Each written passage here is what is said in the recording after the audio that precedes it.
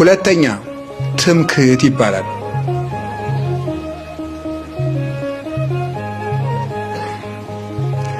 ትዕቢትና ትምክህት የተለያዩ ናቸው።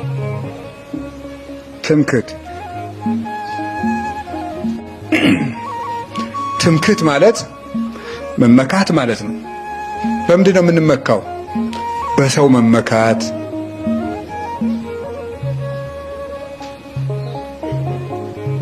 በእውቀት መመካት፣ በሀብት መመካት፣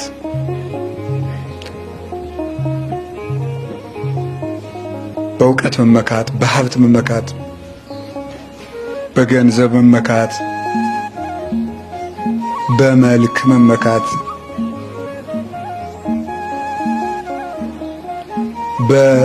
በጤና ራሱን እንመካለን እኮ። አሁን አይኑ የታመመ ሰው ካለ በእውሬ ደርጋሚ እየተባለ ሁሉ ይዘፈንበት የለ ነው። ቀል ነው በአንካሶች ሲሳቅባቸው ነው የሚውል። በዚህ ሁሉ መመካት ይሄ ሁሉ እንዳልነበር